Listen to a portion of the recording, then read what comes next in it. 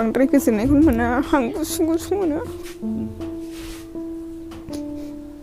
आंहा गथ' सासे दंमोन आं गथ'नि थाखाय थांनानै थानो गोसो दंमोन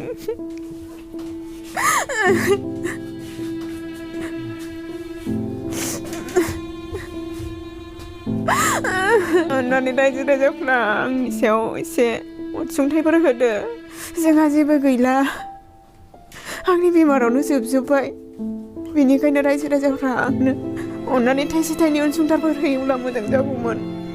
बेनो आंनि खावलायनाया 6 बोसोर बैसो गथ'नि बिमाया थै खुरनाय बेरामजों 7 दाननिफ्रायनो सैसोनांनानै दं देहाखौ आं मोजां मोना हां गुसुं गुसुं मोनो आंहा सासे गथ' दं बे गथ'नि थाखाय आं थांनानै थानो गोसो दंमोन होननानै दुखु फोरमायदों दुखुथिया बिमाया क'क्राझार जिल्ला गसाइगाव महकुमानि कसुगाव सान्तिपुर गामिनि थागिबि सनाबिल नार्जारिनि बिसि अनजिथा नार्जारिया 7 दाननिफ्रायनो थै खुरनाय बेरामजों सैनांनानै दं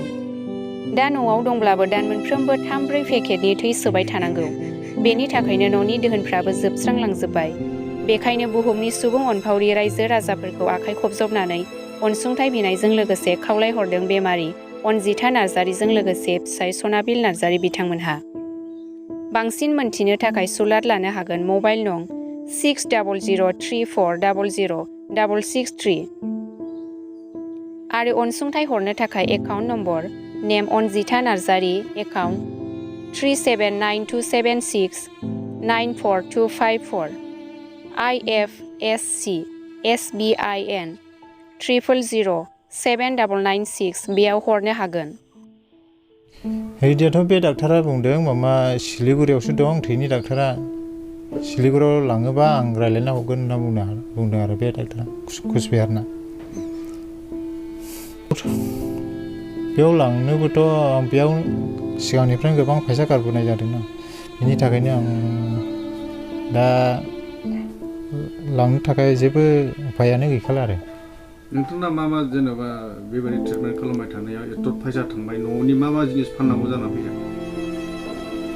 ओरैनोथ' आं हा दंमोन आंना माबा 5 बिगा बै दुमबाजारावसो दंमोन बे दुमबाजारनि हाखौ फानबोनांबाय आरो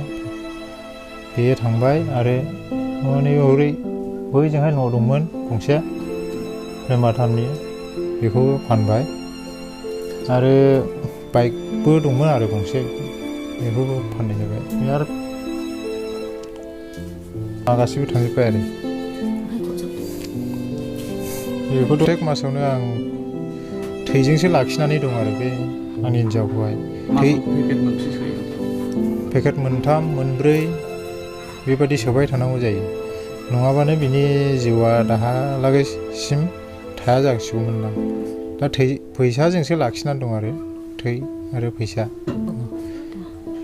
प्रत्येक मासाव बेबायदि थै सोबाय थानायनि थाखायनो आं हा फाननांबाय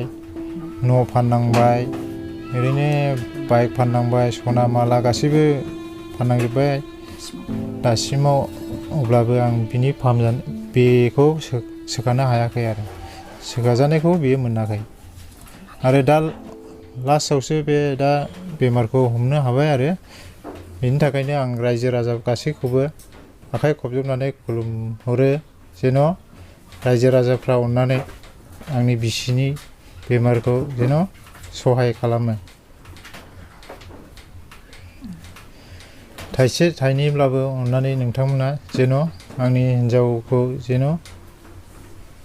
फाहामथायनि थाखाय अनसुंथाइ हरो बेखौनो आं गासैबो रायजो राजाफोरनि सिम गुरैयै खावलायहरनाय जाबाय